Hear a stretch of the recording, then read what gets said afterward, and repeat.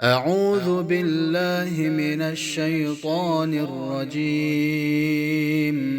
بسم الله الرحمن الرحيم. السلام عليكم ورحمة الله وبركاته. إن الحمد لله نحمده ونستعينه ونستغفره ونتوب إليه ونعوذ بالله من شرور أنفسنا ومن سيئات أعمالنا. من يهده الله فلا مضل له ومن يضلل فلا هادي له. أشهد أن لا إله إلا الله وحده لا شريك له وأشهد أن محمدا عبده ورسوله. يقول ربنا جل في علاه: يا أيها الذين آمنوا اتقوا الله حق تقاته ولا تموتن إلا وأنتم مسلمون. يا أيها الناس اتقوا ربكم الذي خلقكم من نفس واحدة وخلق منها زوجها وبث منهما رجالا كثيرا ونساء واتقوا الله الذي تساءلون به والأرحام إن الله كان عليكم رقيبا. يا أيها الذين آمنوا اتقوا الله وقولوا قولا سديدا يصلح لكم أعمالكم ويغفر لكم ذنوبكم ومن يطع الله ورسوله فقد فاز فوزا عظيما. أما بعد، فإن أصدق الحديث كتاب الله وخير الهدي هدي محمد صلى الله عليه وسلم وشر الأمور محدثاتها وكل محدثة بدعة وكل بدعة ضلالة وكل ضلالة في النار. Ma'asyiral muslimin, ayolah ikhwah, para jamaah sekalian, rahimani wa rahimakumullah. Insyaallah pada malam ini kita akan lanjutkan kajian atau pembahasan kita dari kitab Al-Mulkhas Al-Fiqhi. Pembahasan kita masih seputar wajibatus shalah, yaitu wajib-wajib salat. Di sini penulis menyebutkan ada 8, dan kemarin sudah kita terangkan, sudah kita jelaskan dan sebutkan sebagiannya. Yang pertama kemarin di antara wajib salat adalah takbiratul intiqal, atau semua takbir yang ada di dalam salat selain takbiratul ihram. Kemudian yang kedua, apa yang kedua? Ucapan sami Allahu liman hamidah. Dan ini berlaku bagi orang yang salat sendirian dan juga bagi imam. Adapun bagi makmum maka tidak dianjurkan untuk membaca atau mengucapkan sami Allahu liman hamidah. Kemudian yang ketiga, at-tahmid, yaitu membaca Rabbana walakal hamd. Kemudian rukun yang keempat ya. Yang keempat yaitu membaca Subhana rabbiyal azim ketika ruku. Kemudian wajib yang kelima membaca Subhana rabbiyal a'la ketika sujud. Adapun batasan wajibnya hanya 1 kali. Adapun lebih dari itu maka hukumnya adalah sunnah. Baik.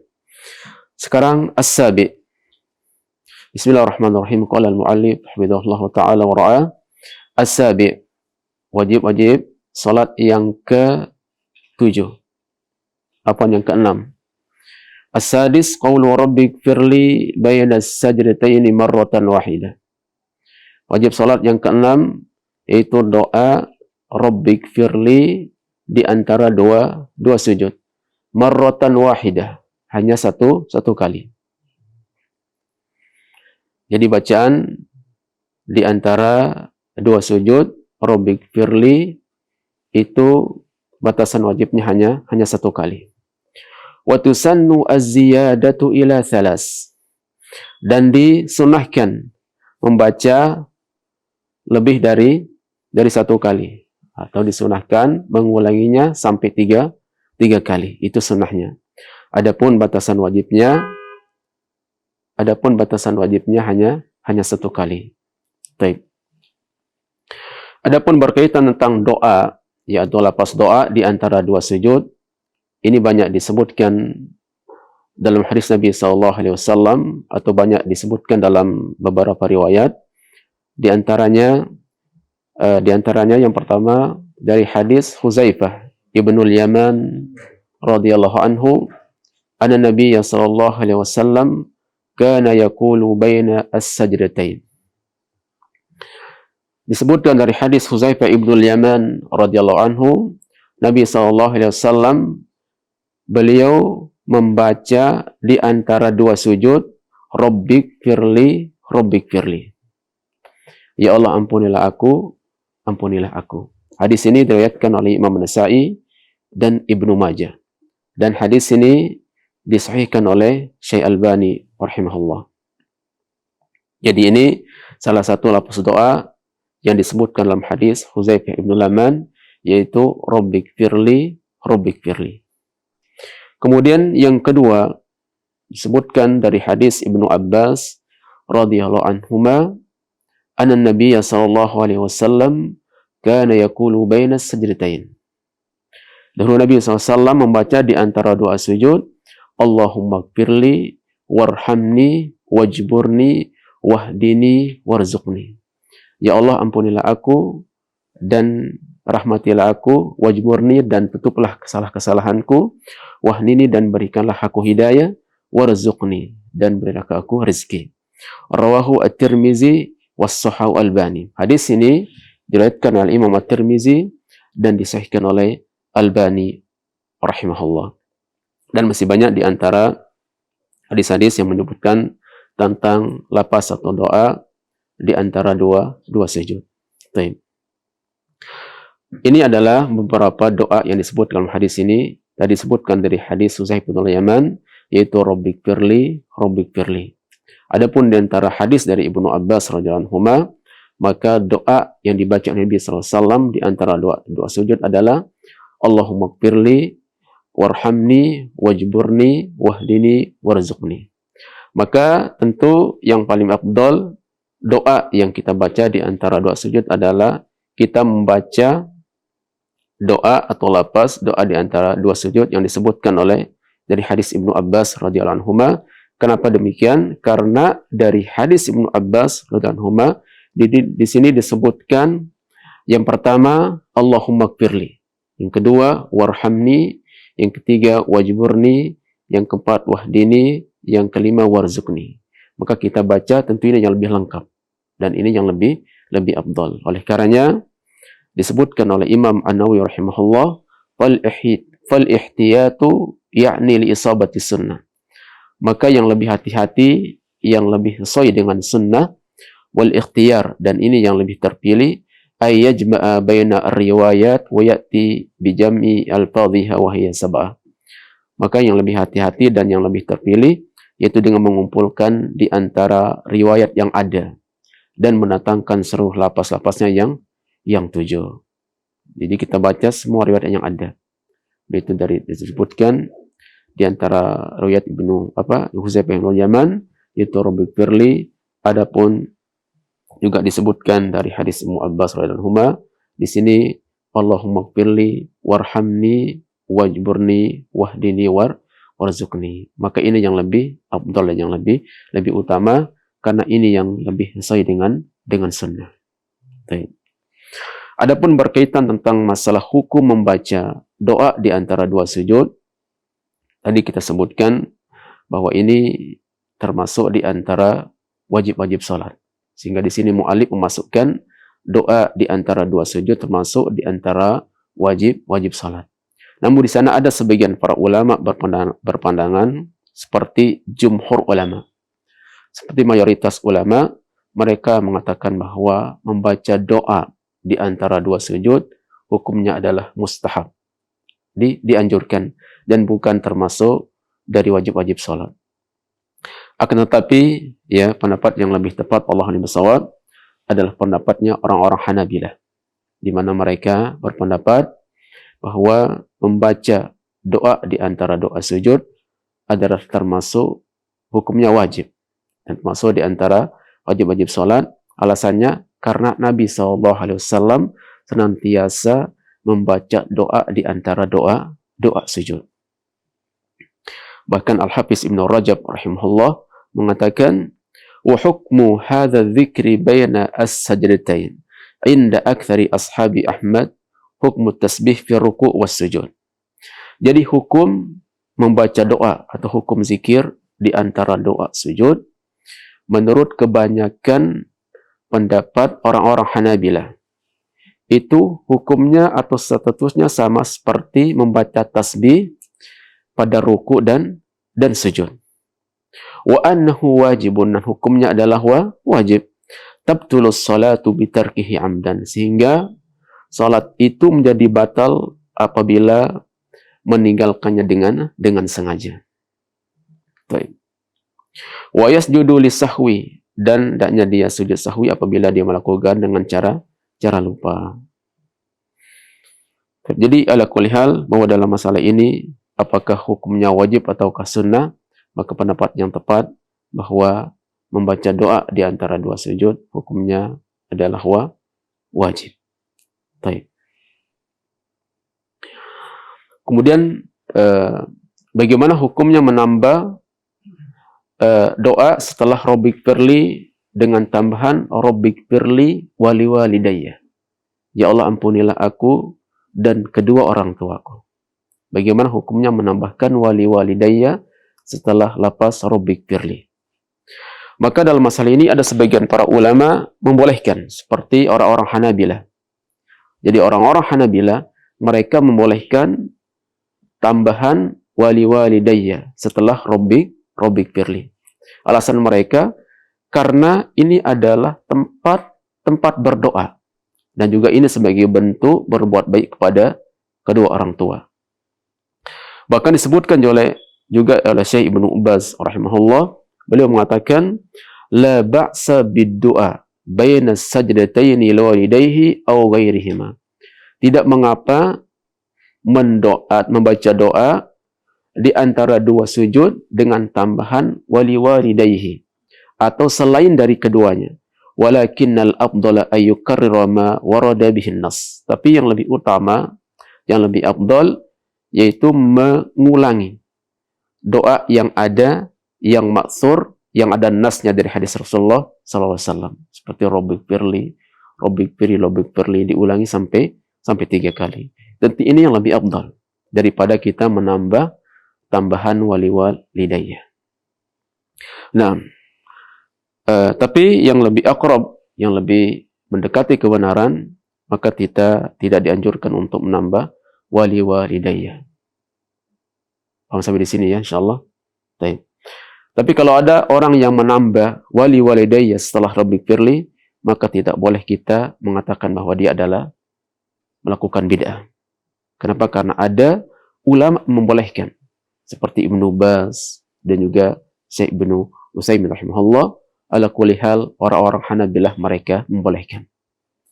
Sekalipun yang lebih tepat, yang lebih afdal, maka tidak perlu menambah wali walidayya setelah Rabbik firli. Tamam. Baik. Sekarang kita lanjutkan wajib salat yang ketujuh. As-sabi'. At-tashahhudu al-awwal. Tasyahud yang pertama, wa huwa ayyakul at-tahiyyatu lillah was-salawatu wat-thayyibat. Assalamu alayka ayyuhan nabiy wa rahmatullahi wa barakatuh.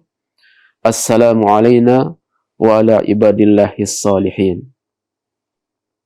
Ashhadu an la ilaha illallah wahdahu la asyhadu an la ilaha illallah wa asyhadu anna Muhammadan abduhu wa rasuluh aw nahwu dzalika mimma warada. Atau lapas-lapas yang lain disebutkan dalam hadis-hadis yang lain. Baik. Jadi wajib yang ketujuh yaitu tasyahud awal, yaitu membaca at-tahiyatu lillah was-salawatu thayyibat dan sampai seterusnya. Adapun berkaitan tentang masalah tasyahud awal, maka kita katakan hukumnya adalah wajib dan termasuk di antara wajib-wajib salat sebagaimana di sini disebutkan oleh penulis. Dan ini merupakan pendapat orang-orang Hanafiyah. Jadi mengatakan atau yang berpendapat bahwa tasyahud awal ini termasuk wajib salat, ini merupakan pendapat orang-orang Hanafiyah, Hanabilah, dan juga salah satu riwayat dari Imam Malik rahimahullah. Dan juga ini pendapat jumhur muhadditsin. Jadi mayoritas para ahlul hadis mereka juga pendapat demikian. Dan pendapat ini juga dipilih oleh Ibnu Baz dan juga Ibnu Utsaimin rahimahumullah.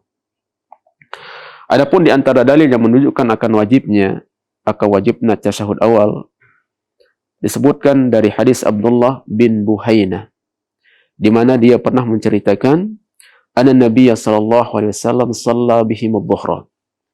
Sungguhnya Nabi SAW pernah salat mengimami salat zuhur, yakni bersama para sahabat. Faqama fi rak'atain al-awwalain. Kemudian beliau SAW berdiri pada rakaat pertama. Lam yajlis, beliau tidak duduk.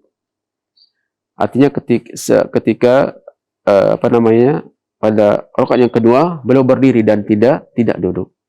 Faqama an-nasu ma'ahu. Akhirnya makmum atau para sahabat yang ada di belakang beliau ikut berdiri bersama Rasulullah sallallahu alaihi wasallam.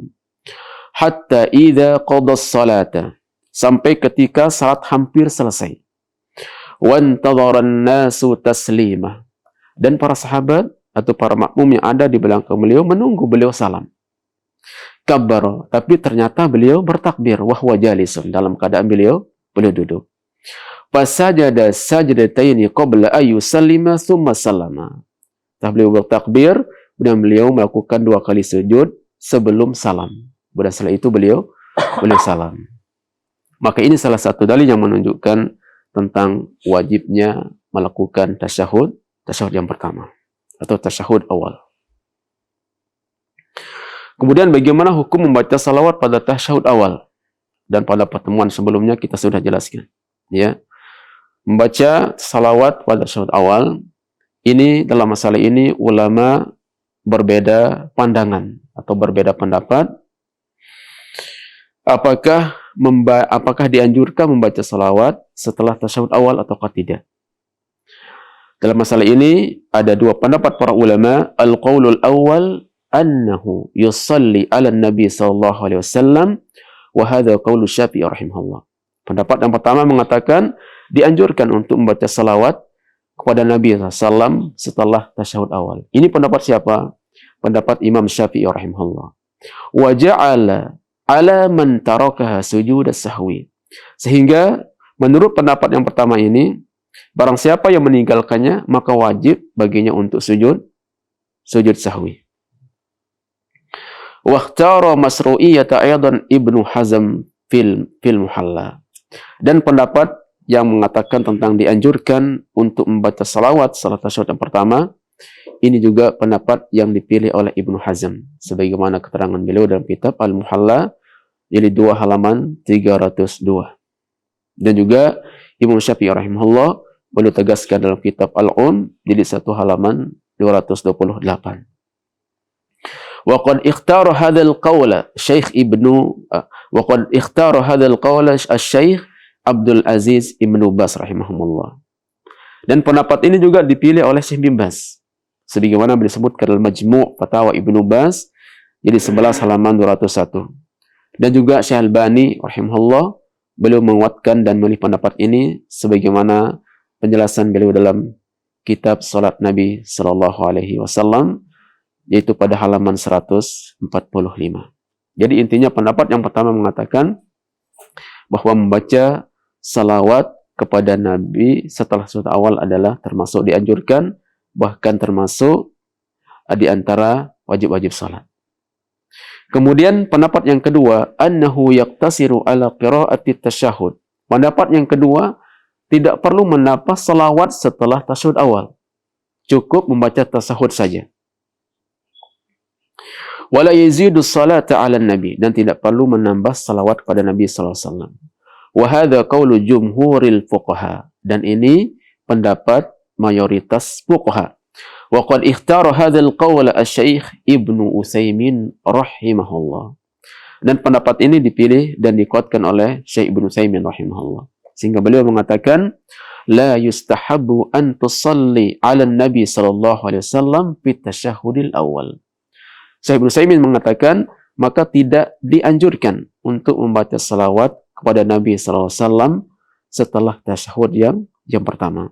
Wa hadza dhahirus sunnah. Beliau mengatakan ini yang nampak dari sunnah Nabi sallallahu alaihi wasallam. Maka beranjak dari dua pendapat yang kita sebutkan tadi, maka pendapat yang lebih tepat dalam masalah ini adalah pendapat yang kedua. Maka tidak dianjurkan membaca salawat kepada Nabi setelah tasyahud pertama.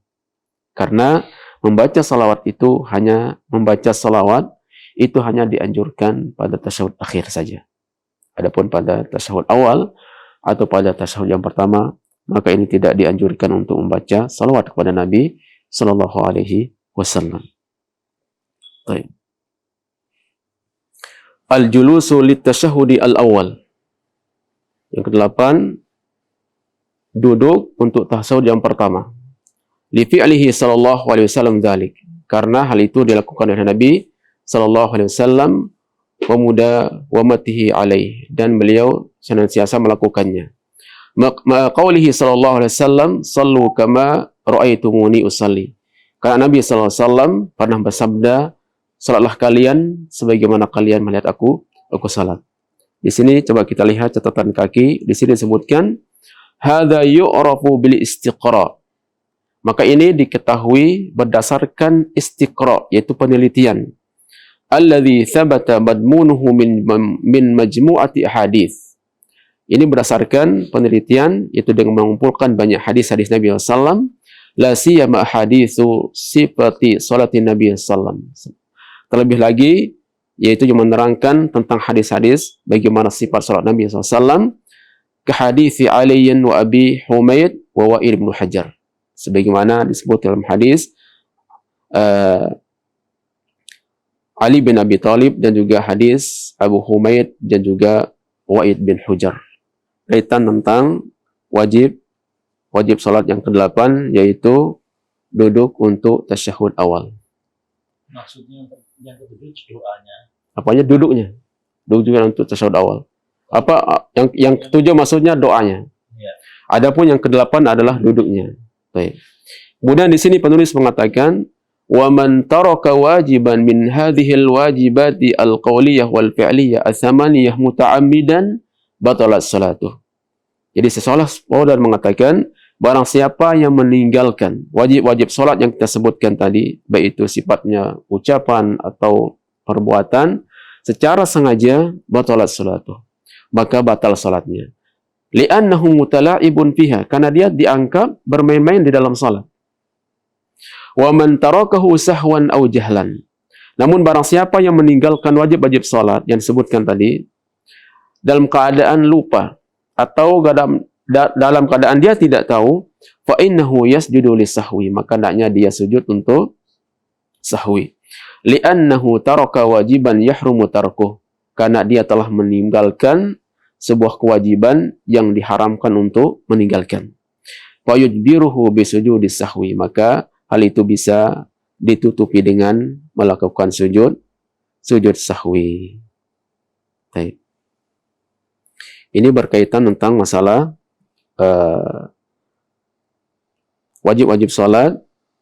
Yang sekarang kita akan lanjutkan yang berikutnya, sunnah-sunnah salat.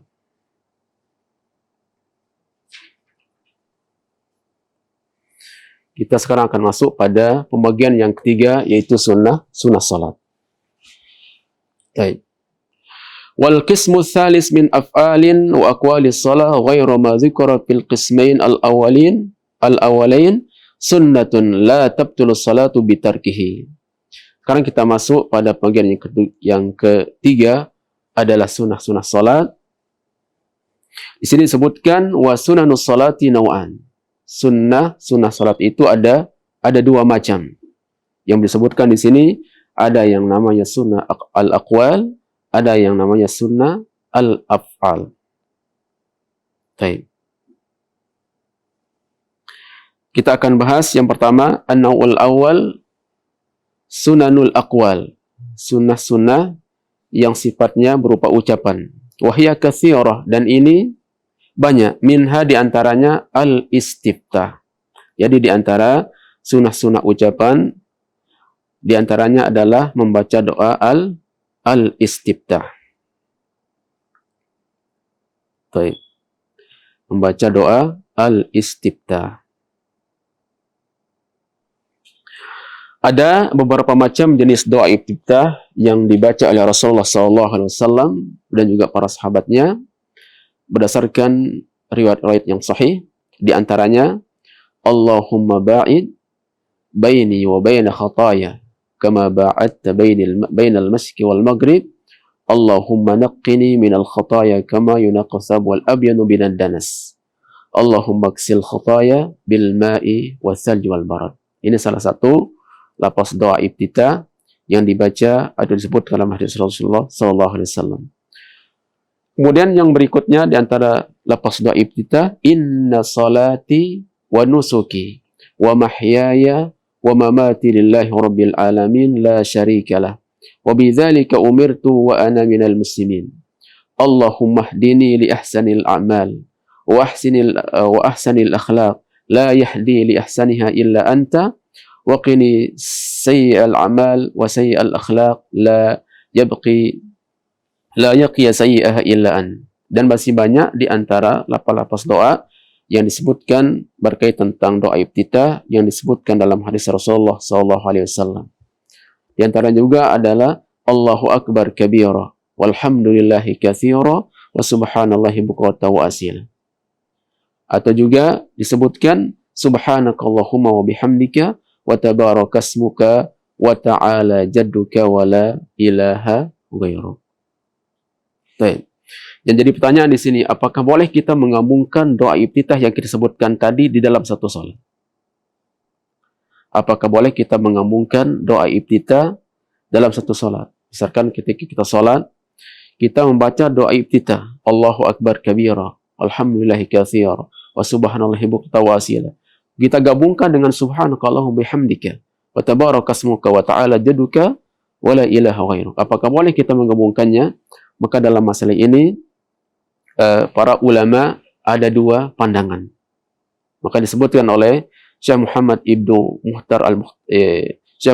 bin Mukhtar As-Shinqiti beliau menjelaskan, jadi dalam masalah hukum menggabungkan bacaan doa iftitah dalam satu salat, maka di sini ada dua pandangan para ulama. Al-wajhul awal, pandangan yang pertama, ikhtarul imami an-Nawawi rahimahullah annahu la haraja fil jam'i baina hadhihi al-adiyah. Pandangan yang pertama adalah pandangan al-Imam An-Nawawi rahimahullah. Beliau mengatakan tentang bolehnya menggabungkan doa iftitah dalam satu salat, atau bolehnya menggabungkan doa iftitah dalam satu salat. Sehingga beliau mengatakan wa yustahabbu al-jam'u bainaha kullaha liman shalla munfaridan. Kata Imam Nawawi rahimahullah, dianjurkan untuk menggabungkan doa iftitah yang kita sebutkan tadi semuanya. Ini bagi orang yang salat sendirian. Walil imami idza adzana lahu al-ma'mumun. Dan juga dibolehkan bagi imam apabila diizinkan oleh makmum.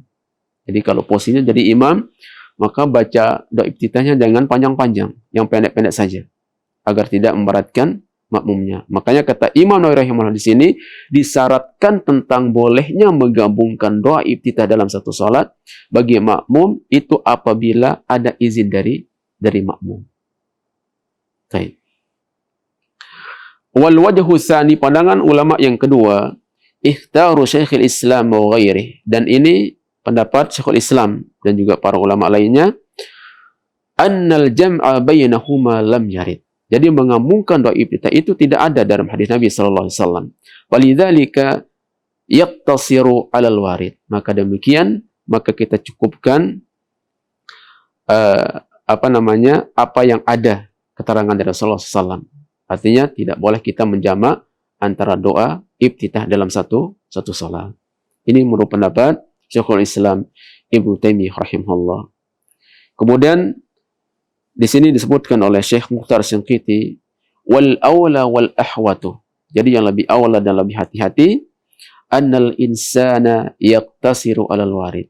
Maka seorang insan, maka hendaknya dia mencukupkan apa yang dijelaskan dalam hadis. Fa yusalli bihadza taratan wa bihadza taratan. Jadi kadang-kadang dia membaca lafaz doa yang ini dalam salatnya, atau terkadang-kadang juga dia membaca doa yang ini dalam salat yang lain. Artinya tidak digabungkan.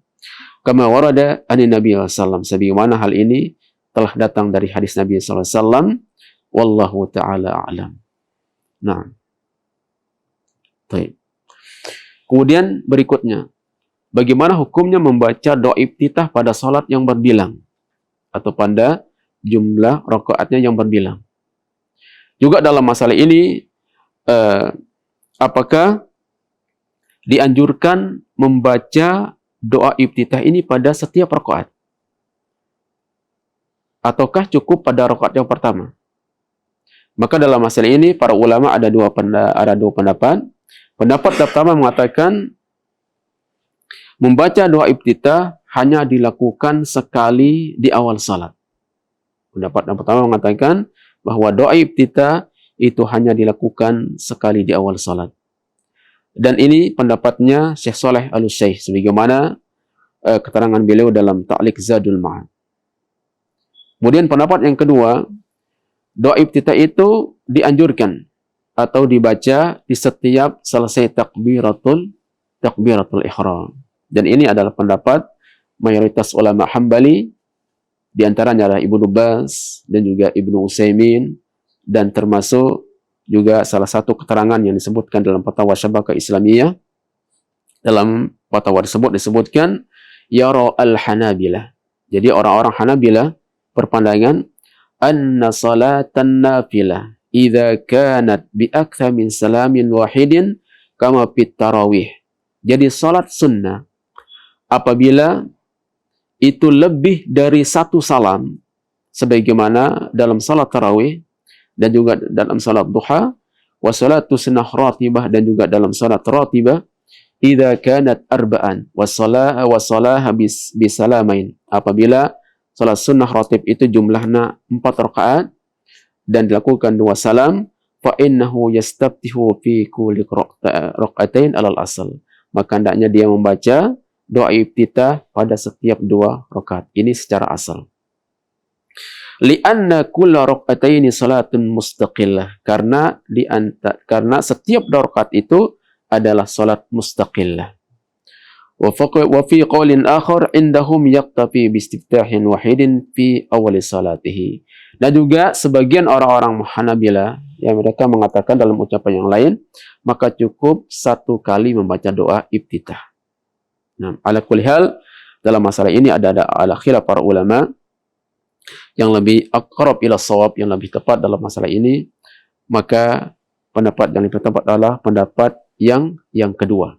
Maka doa iftitah itu dilakukan di setiap selesai takbiratul ihram. Allahu a'lam bishawab. Kemudian di sini Syekh Fauzan mengatakan di antara sunnah-sunnah yang sifatnya aqwal, ucapannya itu membaca ta'awudz, membaca ta'awudz. Baik. Dan juga masalah membaca ta'awudz, ya. Ini jumhur ulama berpendapat bahwa membaca isti'azah ini adalah sunnah, dianjurkan dan tidak sampai pada tahap wajib. Disebutkan dalam Lajnah Ad-Daimah, al-isti'adzatu sunnatun fala yadurru tarkuha fi salati amdan au nisyanan. Jadi isti'azah itu hukumnya sunnah sehingga tidak mempengaruhi keabsahan salat apabila dia tinggalkan dengan secara sengaja ataupun atau dalam keadaan lupa, maka salatnya tetap sah. Jadi ini adalah berkaitan tentang masalah sunnah salat.